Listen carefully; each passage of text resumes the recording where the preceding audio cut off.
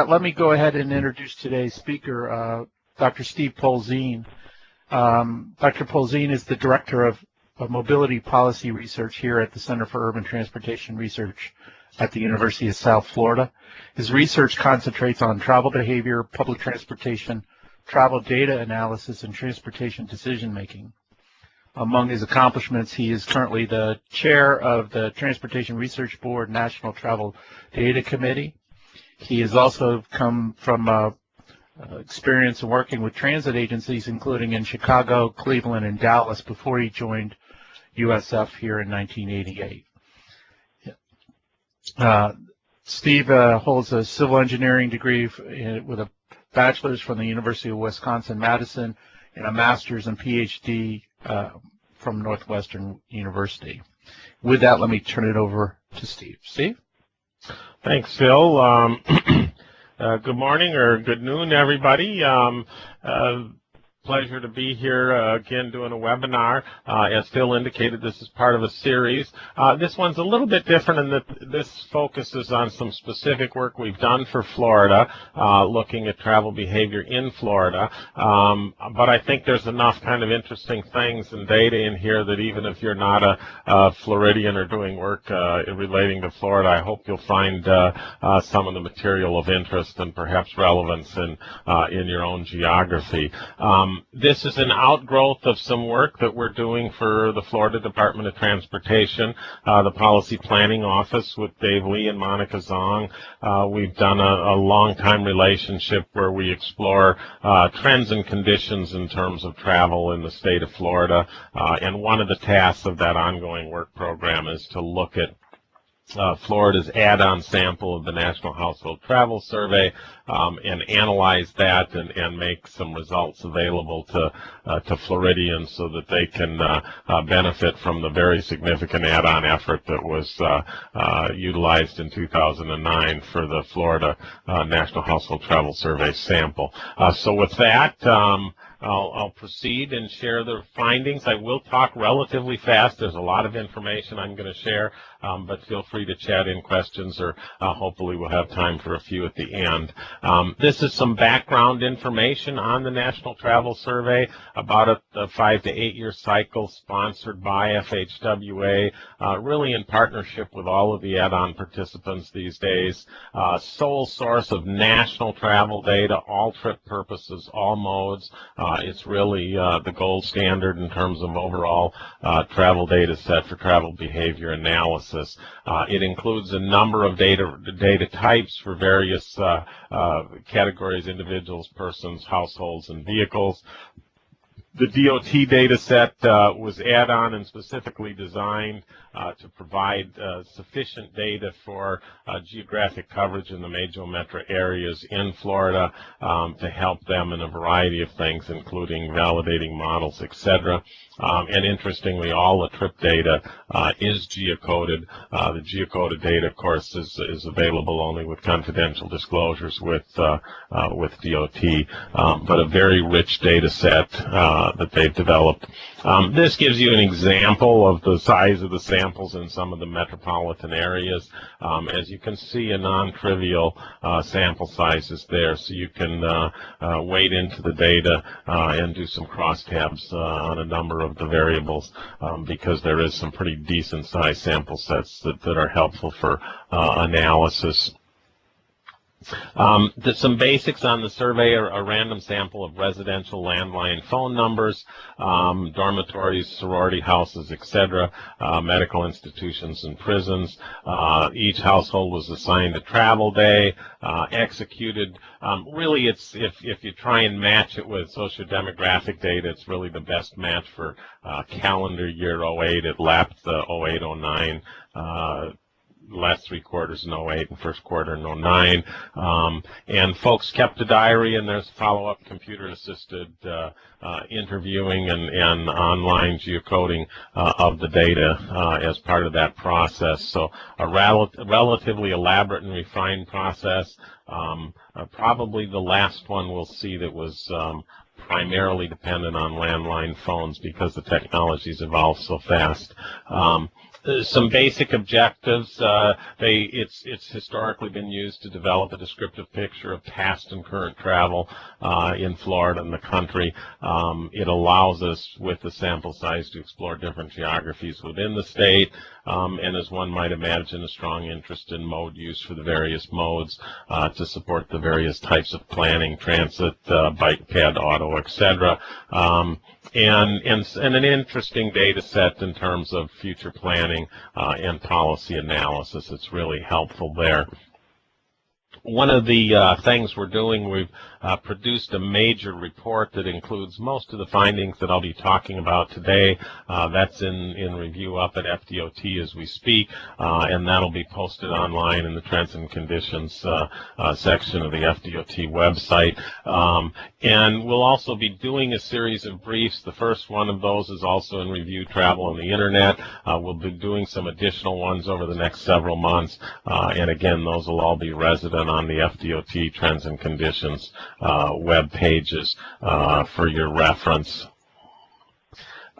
As a background for data analysis, I'm often humbled by the reality that it is complicated. This is a quote from a Nobel Prize-winning economist saying, if you torture data long enough, nature will confess. And we've certainly developed some sophisticated tools for looking at the data in detail, et cetera, and analyzing it. There is another individual that's looked at that same work with data for a number of years and says if you torture the data long enough, you can make it confess to anything.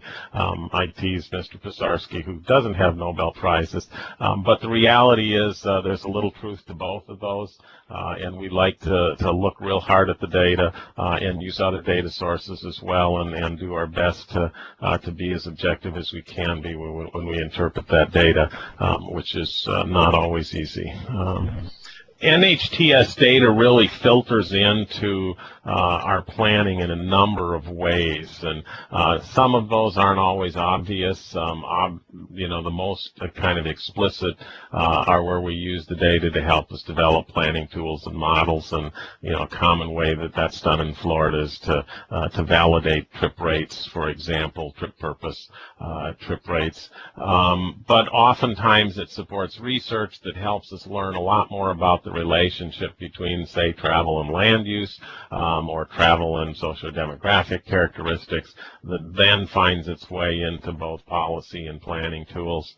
And sometimes its greatest use is simply descriptive information that really informs people's perception and kind of core knowledge about travel and travel needs and travel behavior, that kind of indirectly makes its way into decisions, because you've got an informed populace that have a richer understanding of travel based on their knowledge that they may have gained. And I might note that oftentimes travel behavior isn't quite what people initially perceive, and over the years we've done a series of quizzes with folks, and oftentimes they're not necessarily well informed, and their common perception doesn't necessarily match the data, so descriptive analysis is helpful for kind of setting the record straight on some things. The material that we're going to go through falls into these very basic categories: some basic descriptive information on the Florida population, some basic travel comparing Florida and the U.S., some historic travel trends, some analysis of differences across geography within Florida, and then a few slides looking specifically at bike walk data for Florida and transit data for Florida, and then some carpool travel information. So that's the agenda. We're going to wade through here an awful lot of slides. Again, this will be posted afterwards and available as well. So if I go fast through something you want to study it, this will be available to look at, and obviously the documents subsequently available. Here's Florida's age distribution. No surprises here. Florida's got a peak of folks in the later years, as you'd expect, the 65 plus, and hence smaller shares of population in some of the earlier age categories, as one might guess. In terms of incomes, Florida has higher percents of people in lower income brackets, i.e. we're a little bit poorer than average, and lower percents of people in the highest income brackets, and that's not inconsistent with kind of common knowledge about cost of living and compensation in Florida. Household size in Florida is similarly a tad higher in the small 1 and 2 member household sizes, and a little smaller in the higher household sizes. Again, a lot of that has to do with the elderly population, which tends to be 1 and 2 person households, which moves down our overall average compared to the rest of the nation.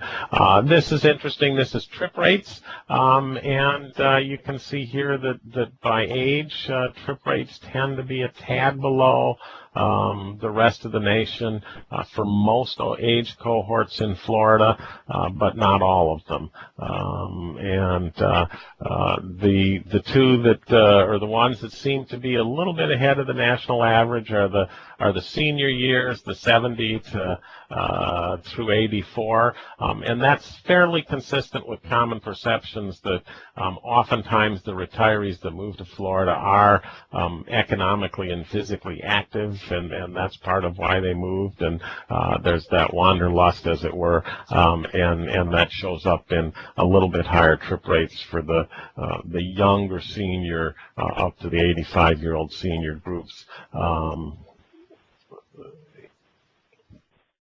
Trip length data, a little mixed message. Our young folks seem to be traveling a little further trip lengths than their peers across the country, but the seniors less so. So I'm not quite sure what that means in terms of socio-demographic or land use patterns in Florida, but some subtle differences by age comparing Florida with the rest of the country there. In terms of mode share, no real surprises here. I think perhaps the most distinctive difference between Florida and the rest of the country is in public transit.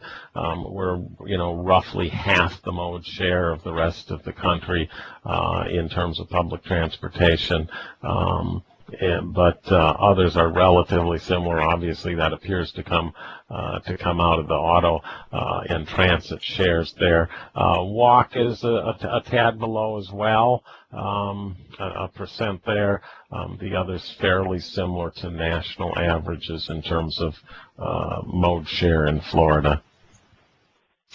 This is the temporal distribution by hour of the day, Florida versus the U.S. Awfully similar relationships here, very similar patterns, some subtle differences in the between peak periods, but nothing particularly significant.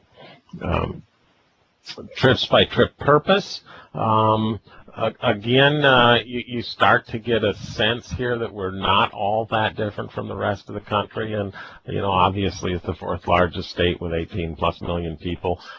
We do have a large and diverse population, and we're not likely to be radically different than the rest of the country. But there are some subtle differences, a little higher in the shopping category, and tad lower in the work category, which again with the retiree population. You might expect that type of situation. Similarly, a tad higher in the social recreation area compared to the rest of the country. Trip length by purpose. No particular messages here. We don't have to travel as far to vacation in Florida. We travel a little shorter distance to work and work related, but otherwise very similar to national averages in terms of work travel trends. In terms of total annual VMT, vehicle miles of travel, and PMT, person miles of travel. Here you can see the historic trends over time, and some obvious growth in totals. These are totals. And then you see that on a per capita basis. And all of a sudden, when you go to per capita, you can see that there's been some, meaningful changes in trends that go back to about 1995 with the break in an upward trend that actually predates 90 if you look at older data that's not shown in this graphic. But then some flattening and more recently some declines in travel per person, both in terms of VMT, the blue line, as well as person miles of travel, the red line. They did show some decline, obviously some speculation that the economy is part of that, and it is, but there's more to it than that, and we'll perhaps talk a little bit more about that as we continue. This is average trip length over time. This is relatively stable. This is not too dissimilar from the national trend. Somewhat surprising, there's a perception at least that as communities have grown and activities have sprawled that you perceive trip lengths to be increasing. That's not been the case. It's been amazingly stable. There may be some other things in terms of trip chaining, et cetera, happening that mitigate that length, but nonetheless the data suggests that average trip length is approximately constant over time in Florida. Here's some historic trends in mode share, and you can see we're making some progress in transit in Florida, a little bit in bike, a little bit in walk more recently, and some declines in the share that auto has captured. Not huge movements, but some consistency there. And here we see the bike, walk, and transit trends. Again, bike and transit are showing some modest but upward growth. Walk has a spike. Here there are some survey effects in walk. There was more probing for walk trip information in the last two National Household Travel Survey, so analysts tend to discount the magnitude of the increase and attribute at least part of that to survey effect, as questioners did follow-up probe questions on walk trips. That's the kind of trip that people oftentimes don't recall or keep track of or even, kind of think of in the context of trip diaries. So there was some follow-up probing, and that appears to be at least part of the explanation for the growth. Here's the speed trend. Not surprising given the start point, but things have deteriorated in terms of average speed up until 2001. A slight tick up recently, and this is predominantly the fact that we're congesting our system. We've added people and demand over those prior years far faster than we did capacity, and the resultant consequence was this slight decline in speed.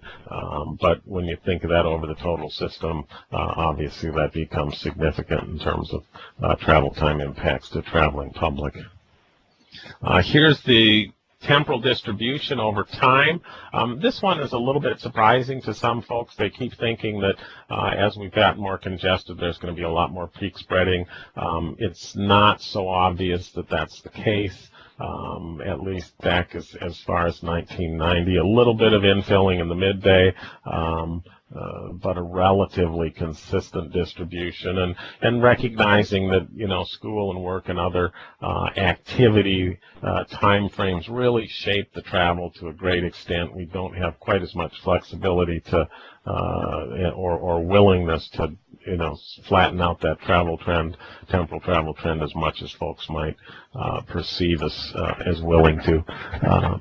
This is data on travel by geography, comparing urban areas, second cities, suburbs, and town and country. And this is significant. If you look at the VMT per capita across these geographic classifications, these are provided in the data set based on the location of the households. And you can see that urban travel, VMT per capita, and PMT per capita are dramatically below the levels in town and country areas, and again, not surprising, consistent with national data, but the magnitude of the differences are quite significant. Obviously, if you're living 30 and 40 miles away and having to travel long distances for everything, that contributes to those disparities that are huge in terms of percentages. Here's trip length data, some further confirmation of that. You can see again, as you go from urban-centric travel to town and country, a dramatic increase in trip lengths over those different geographic sizes. Here's some mode share changes. Again, no real surprises here. You can see the more urban areas have less auto travel by roughly 6%, and some substitution effect then with a pickup in particularly walk, but also transit and other show up in terms of the changes there. This is travel speed. This is kind of an offsetting effect to the distance that folks have to travel. The urban areas do have slower travel speeds, particularly than the town and country, for example. So some of that further distance that town and country folks have to travel is benefited or offset partially by the fact that they're traveling at a relatively significantly higher average speed than our urban residents, and hence their travel time differences aren't as dramatic as some of these other differences, because it's the composite of those two offsetting effects. This shows the data in terms of VMT and PMT per capita by geography. Remembering, again, these are samples, but you can see some fairly dramatic differences across the urban areas. No surprises here. Miami, which is the most dense and to some extent geographically constrained in terms of growth and travel, has the lowest VMT per capita. Also some correlation there with socio-demographic conditions, etc. And Jacksonville, which is arguably the most dispersed, has the higher VMT per capita, and similarly with the PMT column. So nothing that's surprising there, but the magnitude of those differences is quite noticeable. Here's trip length across those same geographies. Again, same basic relationships. More urban centric areas have shorter average trip lengths, as we would expect. Here's mode share by geography. Let you take a look at that for a minute. Relative consistency, perhaps with the exception of some variations in transit and walk, but not huge ones. Jacksonville seems to be more auto and less walk centric than the other areas, but not profoundly so. This is the speed information, again, contrasted against the urban areas. And you can see Jacksonville, which is the longer trip length, has the higher speeds, and Miami, with the shortest trip length, also has the lowest speed. So, again, offsetting and not surprising, but interesting relationships. This is data on VMT and PMT per capita as a function of population density. And if you look at the y-axis scale, the miles, and kind of grasp the magnitude of those, you can see that these changes are pretty dramatic. Huge percentage declines in VMT as a function of density, and again, not surprising, consistent with the theme, but pretty dramatic relationships that show up there.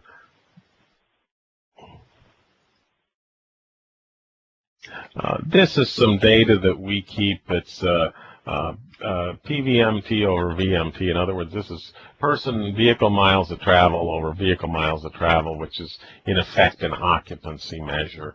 And this shows a decline as you get into the higher density areas. And this is a kind of an interesting observation. Remember, the low density folks tend to have longer trip lengths and also higher speeds. Well, those longer trip lengths are more likely to motivate a desire to share travel and group trips with other travelers, and that shows up here where you have, in effect, a higher occupancy for low-density areas than you do high-density urban areas, where the kind of the benefit of sharing rides is less obvious to the traveler in terms of costs, for example.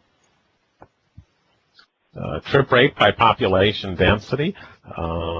Here it's interesting because this is a little flatter than you might expect. In fact, it's arguably opposite what theory would predict. Generally, as activities are more dense, you'd expect more trip generation because it's less onerous to make those trips.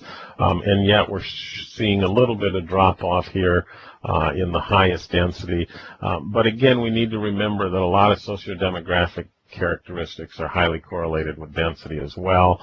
In dense urban environments, historically, we've tended to have lower income households, less auto availability, etc.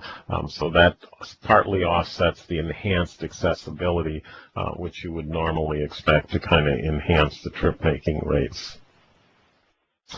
Trip length by population density.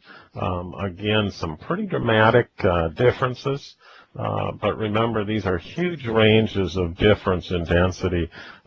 So if you think of it in terms of accessibility to opportunities, as you increase density this much, the prospect of retail, education, social, etc. opportunities is going to be far, far greater in close proximity, and hence, as you'd expect, you see a shorter trip length in those high density areas. Auto mode share by population density. You can see the relationship of the trend.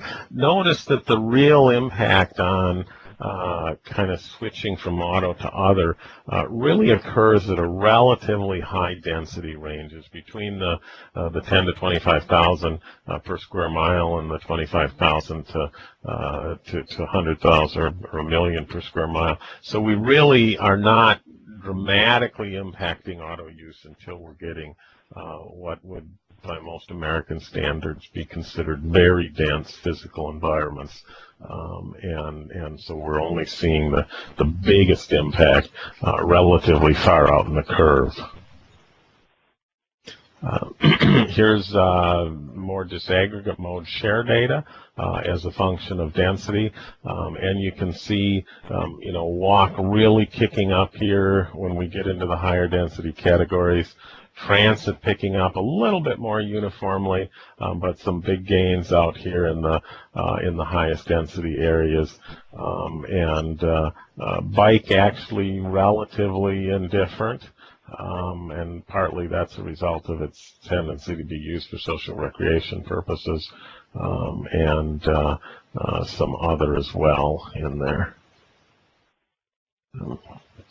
Here's speed by population density. Again, relatively consistent with what you'd think an average trip speed for a rural person is 35 mile per hour, and for a dense urban, it's 20 mile per hour type numbers. So some offsetting effects there. Here's trip lengths by purpose for bike and walk. Some variation in bicycle trip lengths. Walk seems to be relatively static. People seem to have a much more limited range and variation in their tolerance of walking, kind of irrespective of trip purpose, it looks like. On biking, on the other hand, you'll see some variations with a big spike up for vacation or social recreation. But some commuting uses as well, so some interesting data on bike walk. Here's bicycle and walk behavior by age. over the age cohort brackets, and you can see here walking declines in effect the peak working years and picks up a little bit. A lot of this is probably doctor prescribed walking for maintaining mobility and agility as opposed to functional walking, but again, a lot of the walking isn't for functional purposes, it's for recreation and exercise purposes. Bicycling dropping down as you'd expect from youth using bikes, and then relatively stable over time, dropping a little bit from the kind of 29-year-old on group down, and again in modest shares here. We're talking a 1% range to begin with. Household income, interestingly, bike prevalence is relatively stable across income brackets, and walking is similarly quite stable. Here you can see the fact that the very low income folks are in all probability not auto owning and are captive to walking. So there you see that spike up. A lot of these folks are probably in effect choice walkers, and there you see some variation in walk frequency across the groups. Bike and walk mode share by trip purpose gives you some idea. Not surprising here, strong socio-recreational use of biking here. Other social purposes, to visit family, friends, and this shows their shares relative to all trips. In other words, your propensity to use bike and walk for social recreation is higher than the share of all travel for those purposes, and lower for work and shopping where you'd have stuff to carry, etc. No surprises, but it gives you a sense of the relative probability of using those modes for the various trip purposes. Hey, Steve, this is Phil. Let me just take a pause for a second to let people know that they can how they can submit questions as you're going on, because I know you're covering a lot of things and they may be generating questions. So if they want, they can just click the Q&A at the top and type in your question here, click ask, and then we'll use those questions to ask Steve at the end of his presentation. And I just want to give people an opportunity, especially those that may have joined late, about how they can ask questions. So let me go back. Thank you, Steve. Okay. There were also questions about the frequency of bicycling within a week period, and interesting here, no bike trips, 47% of the population roughly in the past week, and high shares of less than once a week.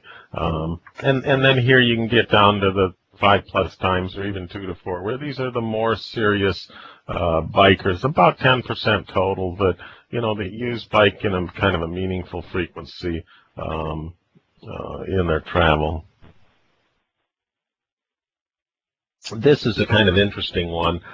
This is walking, and it shows how some people perceive things. No walk trips in past week, 34% of the people, and obviously the issue of walking and defining a trip and plays into this. They don't count walking from the bedroom to the kitchen kind of thing, or maybe not even counting walking to the car. Or from the car to the office type thing, but a fair number aren't walking, and kind of a surprisingly large number, and they might treat that as meaningfully walking to accomplish a substantive purpose, etc. But nonetheless, a fairly high number of folks that are admitting to doing virtually no walking, or a very modest amount walking, 34% once or twice a week, relatively large number of people that just aren't walking anywhere near what the doctor would order for that. Household vehicle ownership for bicyclist and pedestrian households. This gives you a share of the percent of households in all categories versus bicycle owning, and households considered pedestrian households. And as you can see, vehicle availability isn't strongly correlated with this. Two vehicles tend to do also more biking and walking, and this probably says that these are active households with kids that probably have bikes, but parents that have cars and are active households. So that gives you a little sense of that. Here's household income and categorization of all households versus bike walk households. And interestingly, bike walk is more modest in most categories, with the exception of some of the higher income categories that consider themselves bicyclist and pedestrian households, disproportionate to their share of all households. Here's transit mode share by age, and this is an interesting graphic and one we've watched over the years at the national level. It does move around a little bit. Not surprisingly, young folks here are stronger transit users. These are oftentimes early working years where folks are less likely to have a car available, perhaps more cost-saving sensitive for parking and mileage, gas costs, etc., and higher transit use in the young working age groups. Some declines in the middle age groups, working groups, and often this is both an indicator of their economic success. They're established in jobs and typically have vehicle availability, etc. And also oftentimes, particularly if they're parenting households or taking care of their parents, etc., where they've got very active schedules, and it makes using transit hard because they're doing lots of multi-stop trips and tight time frames. A little tick up here. Some folks attribute that to the empty nester syndrome of the kind of the 55 plus folks, where all of a sudden, you don't need to stop and pick up Johnny at daycare on the way home from work, and taking transit becomes viable again, kind of thing. Not a huge effect, and some speculation on cause there, but nonetheless, in Florida, it's showing a slight uptick in the 60 to 65-year-olds, and then a downtick for the seniors. And if this were extended out to even older senior years, you do see that continues to decline, both even in percentage of trips. Goes down with age on transit in the older senior years. Here's transit mode share by household income. A fairly clean-looking relationship. Obviously, a high dependence on low-income folks in transit. This is not different than national averages. It's consistent with national data. An awful lot of transit riders come from the lowest income brackets. They are captive to transit, and that's a significant share of the market. But nonetheless, there's folks all through the income brackets that find it either more convenient or safer or environmental friendly, and hence they choose to use it, etc. So there are folks throughout the income brackets that choose transit, but a big share in the lower income groups, as one might expect. Here's transit use by trip purpose. We've known for years that transit's strength really is in the work trip. Historically, work tends to be more concentrated. It's a repeat trip, so it's kind of worth learning how to use transit. It's often a trip that has parking costs associated with it, etc. And transit's tended to focus on work trips historically. But more often, they're focusing on other trip purposes and activities as well, and some of that shows up, for example, school, for example. Obviously, there's some school bus in here as well that spills over, but transit, particularly like on college campuses, it's not yellow buses, it's buses, urban transit, and it's more highly used, but showing up for shopping as well, less so for social recreation trips. Of course, those tend to be longer trips, and it's a little less convenient to use transit sometimes. Number of trips per month, transit frequency use in Florida, never 85%. Gives you a sense that there's a fairly significant share of folks in Florida that just aren't able or willing to use transit. And then a grouping of frequency of use for some other categories. You know, the regular users, 4 or 5 times a week, 4.5%, once a week, 3%. And this is your market that would be generally supportive of transit, cognizant of the choices and the options out there, and casual users. So this is not uncommon to see. Remember, we have about a 1% transit mode share. This is suggesting that about 15% of people, you know, are using transit once a month or more. And so the audience for transit is not the 1%. It's the 15% is a better number to give you a sense of your penetration of the market. Residential location of transit users, obviously a high concentration in urban and second city, but a strong concentration in suburbs too. And I mean, if you think of work trip commutes, an awful lot of those residential origins are going to be suburban locations. So that shows up strong as well. Obviously a lot less so in town and country areas. Vehicle ownership, obviously highly correlated with income. And again, you see a real pronounced concentration here of transit users in the zero-car households. Again, consistent with what we said. You know, a strong representation in one-car households, and then, of course, declining for 2- and 3-car households as one might expect. Income, similar relationships, very pronounced transit mode shares. Or shares of households using transit in the lower income brackets, dropping off quite significantly and then plateauing as we move on. And again, you know, once you get beyond the folks that are perhaps financially motivated, you're looking at people here that would, because of environmental or convenience or stress of driving type motivations, be choosing to use transit in those other income brackets. We'll turn here for a minute to carpools. This shows the occupancy of carpools.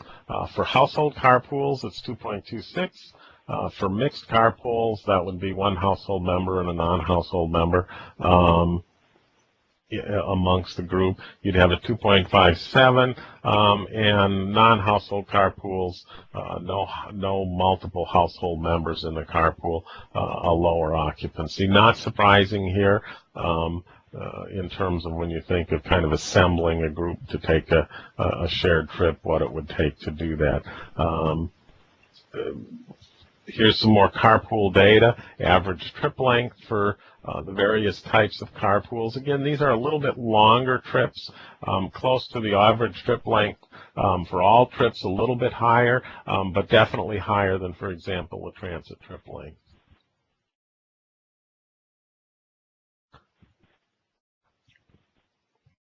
Here is some additional carpool data. Half of all auto travel is carpools or multi-occupant trips. So just to give you an idea, half of, the right-hand side here, half of all auto travel is carpools or multiple occupant trips, meaning half of trips is SOV trips. So it gives you a share here of an understanding of what constitutes the multi-occupant trips. Here is income against carpool type, and these are interesting. They're relatively flat relationships. Household carpools tends to go up a little bit with income, but organized or planned carpools that include non-household members tends to go down a little bit with income. And this is probably a kind of a tolerance, a convenience factor here. that explains what's going on there. Then in conclusion, as we look at this body of data, and again, we've done an awful lot of additional analysis beyond what's presented here, but there are some observations that we can share based on this. The differences that do exist appear to be attributable to differences in demographic and socioeconomic characteristics. In other words, we know Florida's a little lower income, a little poorer, a little more diverse, and certainly a little older than the rest of the country. And a lot of the differences in our travel relative to the rest of the U.S. can be explained by those types of characteristics. So there's no kind of profound surprises in there that suggest Floridians are dramatically different, and frankly nothing that would suggest there's a climate effect or anything like that that's very significant. Remember, these are surveys of Florida residents, so we don't have visitor travel in here. We've got Floridians who visit, their trips are in here, but we don't have a international tourists surveyed, etc. So this is travel of folks that are resident in Florida. The differences in built environment and travel choice options may also explain differences between Florida and the nation. And particularly on the transit side, we've known for a long time Florida transit use is about half the national share. And we do have less robust services in many of our urban areas than are common in metro areas of similar size across the country, for example. And there's a little chicken or egg in that. Part of it is the lack of service impacts the use, but part of it is the socio-demographics and development patterns of Florida are less conducive to use and hence stifle the investment in additional service. So it's a little hard to tease out the complete difference. And like the rest of the U.S., travel behavior trends in Florida are changing, and we saw those perhaps most markedly in terms of EMT per capita. These differences reflect more than short-term economic stress, and there was a temptation to attribute changes to the economy, but the evidence suggests it's far more than that. The plateauing of travel and reversal of travel trends reflects many factors, including the aging of the population. The baby boomers are moving towards retirement, into empty nester status, etc. Vehicle availability saturation, growing vehicle availability really drove travel demand for a long, long time, and we've reached, in essence, saturation, and hence its impetus for increasing demand is no longer relevant. Adding a fourth car to a three-driver household doesn't grow demand for travel, for example, as we're adding a third car to a three-person household would potentially increase demand. So there is some saturation effects. There's a lot of folks, including folks here at CUTR, that are looking at this communication substitution issue. Things like webinars, distance learning, online shopping, et cetera, are potentially replacing some travel. The full verdict is out on that yet. In terms of the net effect, it can also stimulate travel, but there's certainly some opportunities, at least, to substitute communications for travel, and in a lot of meaningful ways that are intriguing. Electronic transmittal of documents that used to be couried, and those kinds of things. There's really a wealth of areas where we're starting to see real substitution.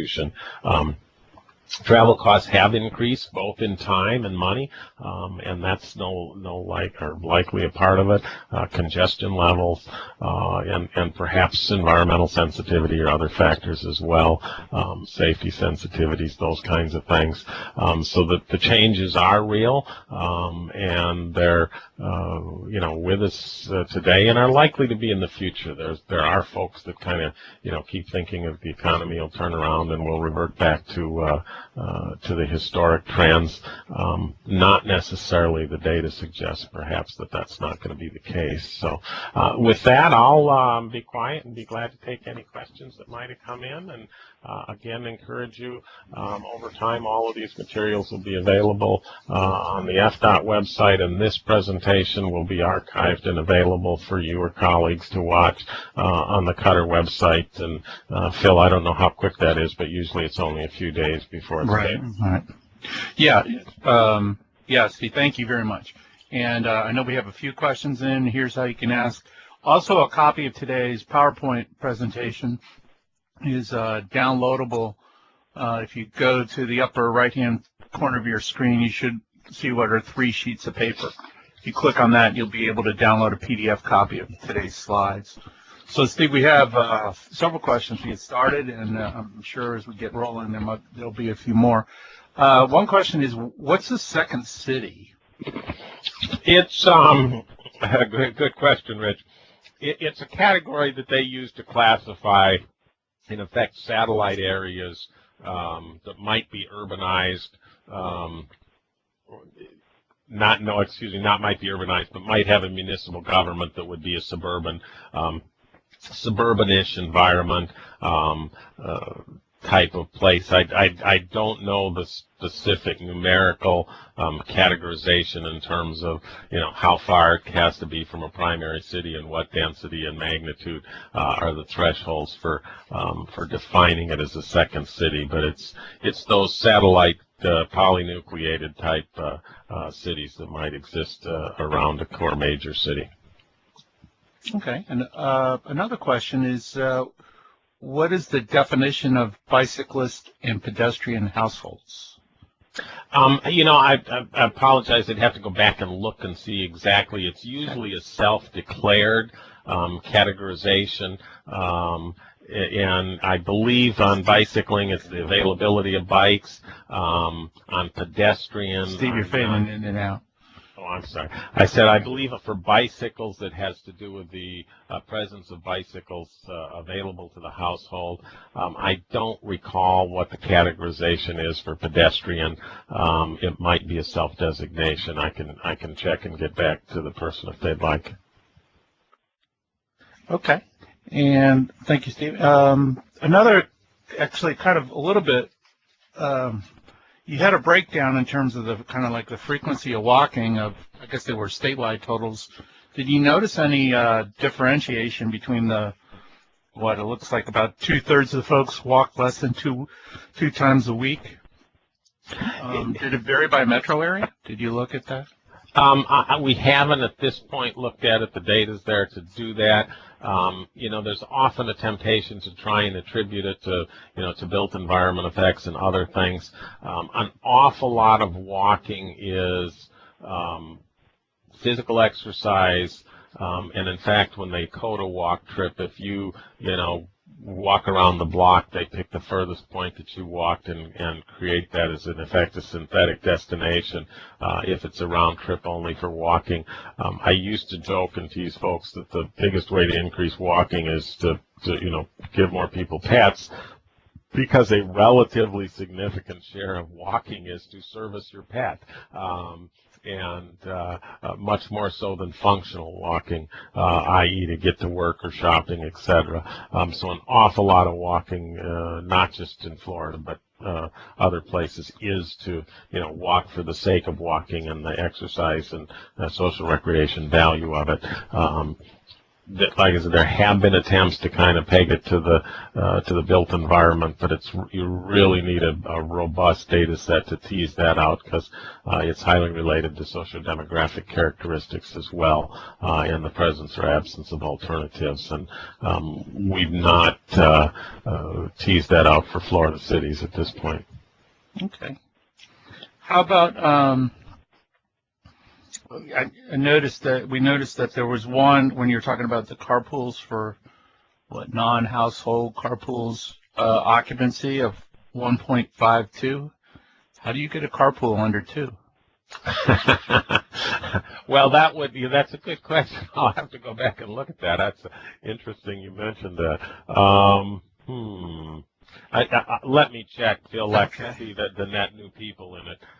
You're right, it doesn't make sense. Well, with perhaps the exception of, it might be a round trip calculation where you picked somebody up and took them someplace and returned home empty. But that's a good question. I'll go back and see if I can figure out what the real answer is on that. And there was a comment like there were a lot of, you might say, expected outcomes. There were several areas that really no surprises. Right. What might you say, because you've looked at so much of this data, both on the Florida level and on the national level for so long, what surprised you?